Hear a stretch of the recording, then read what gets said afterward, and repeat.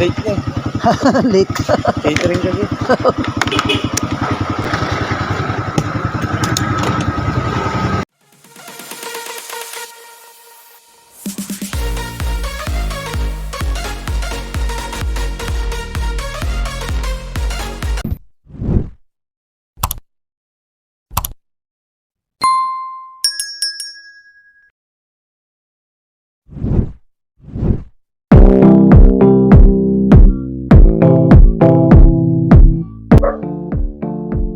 Hello, hello.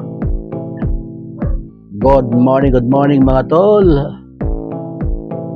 Welcome back ulit sa ating YouTube channel mga tol, Laris JM Vlog. At the same time, dating gawi tayo sa ating sideline business, sideline job, hindi business pala, sideline job sa ating Move It Adventure tuwing linggo. Sa probinsya mga tol, ang tawag dito habal-habal kung tawagin. Wala pong kampani-kampani doon. Basta lang mamasahero ka at meron kang lisensya at rehistro,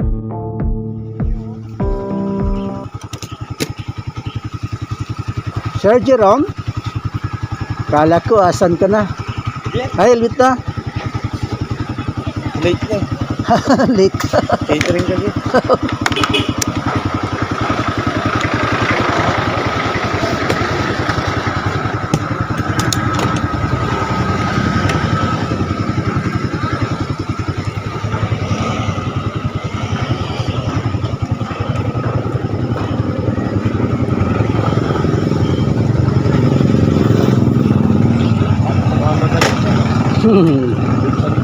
Go na tayo, sir.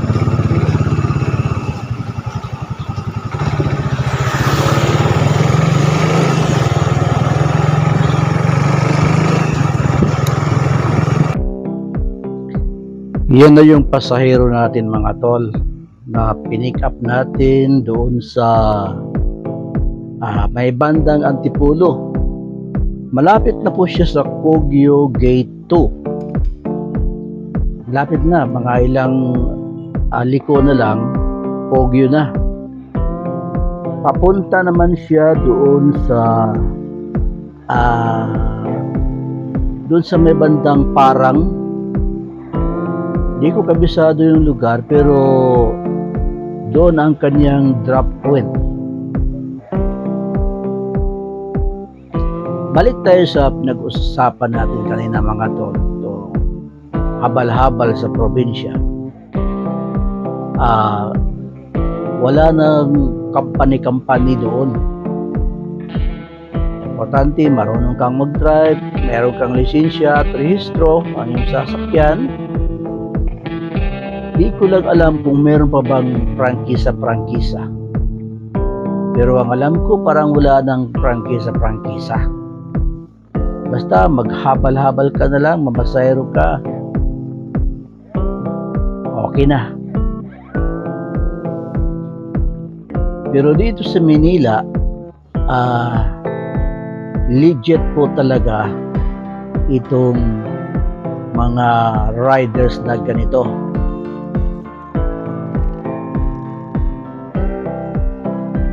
Maraming company dito. Pero Joyride, Angkas, Move It, yan po yung sinalihan natin, pinaplayan natin. Meron pang GSM, San Miguel Ber, GSM. Basta marami pang mga riders company dito mga to na maaring pagkakitaan. Yun nga lang, kailangan pumasa ka sa kanilang standard at examination, driving skills, importante.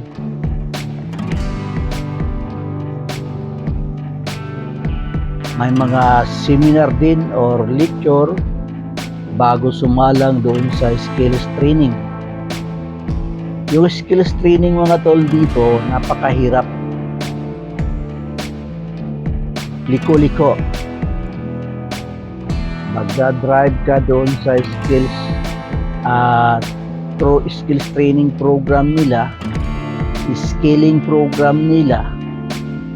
Yung mga maraming paliko-liko, 8-8 sa gitna, ikot-ikot sa gilid, napakasikip na ikutan at likuan. Pag nagawa mo yun, pasado ka na at maaari ka nang mamasada. Ang purpose naman dyan mga tol, yung safety, na yung dadaanan mo sa kalsada ay hindi biro, lalo na pag matraffic, ikot-ikot ka sa likuran ng mga sasakyan, dumiskarte ka para makarating ka sa iyong drop point ng iyong pasahero. Subalit, ngayong may ingkap na, may balaod, may batas na. Balaod, Bisaya kasi tayo mga tol. Di may iwasan mahaluan o Bisaya ang ating pananalita. Kaya intindihin nyo na lang ang aking pananagalog mga tol. Bisaya po talaga. Saan na tayo? Tungkol tayo sa skilling program sa mga riders. Ngayong may incap, di na masyadong gamit yung paliko-liko kasi pinagbabawal na sa incap. No spitting, ika nga. Wala nang singit-singit. Pero di pa rin maiwasang sumingit mga tol, lalo na kung kaya namang pumasok ang iyong motor doon sa gitna ng mga sasakyan. Although bawal na po talaga siya. Ikot-ikot ka sa likod ng mga sasakyan, bawal na po yan. Pero di po maiwasan namin na umikot-ikot talaga para mapabilis ang paghatid namin sa aming mga pasahero dahil malilate na po sila sa kanilang mga pasok. Ang antas ng mga pasahero dito sa ganitong taxi mga tol, moto taxi, mula sa pinakamahirap hanggang sa may mga kaya sa buhay. Meron dyan manager o iba pang mga posisyon sa company. Iiwan ang kanilang mga sasakyan dahil matraffic, malilate na sila, mag-book sila ng mga ganyan para makarating sila sa kanilang, makaabot sila sa kanilang oras ng kanilang pasok. Totoo po yan, mga ganyan. Naranasan ko na yan. Yung pasahero ko, sabi niya, iniwan daw niyang sasakyan niya kasi sobrang traffic. Malilate na siya. Kaya siya nag-move in. Kaya ako naman, ingat lang talaga. Ang ginagawa ko dyan mga tol, pag working days, Monday to Saturday, umaga at gabi lang ako namamasada. Sa umaga, bago pumasok ng trabaho, 3 hanggang 4 na biyahe pa ako niyan bago ako dumiretso ng Cubao kasi doon ang trabaho ko. Kikita pa ako mga 300, 400, meron pang 500 pagka natsimpuan ko yung long distance. Tapos yung papuntang Cubao, meron din ako pasahero, mga ganyan-ganyan. At sa gabi naman, may destination na ako diyan papuntang Antipolo City, Calabarzon, papuntang Marikina. Ang aking mga pasahero, yung papunta lang din ng Antipolo. Ang madadaanan ko, Marikina, Mayamot, Parang San Mateo, meron pa, pero ikot na.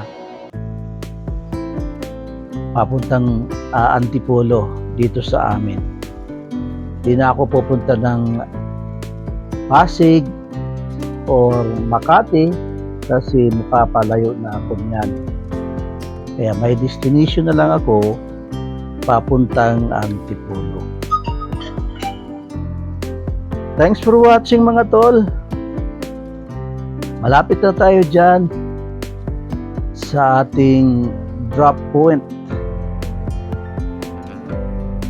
Thank you mga tol.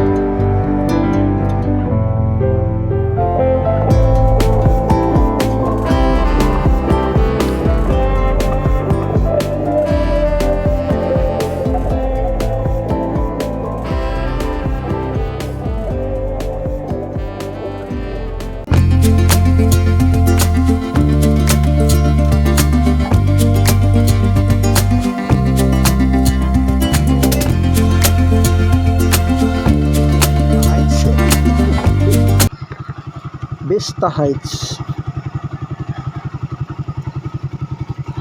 Thank you, sir.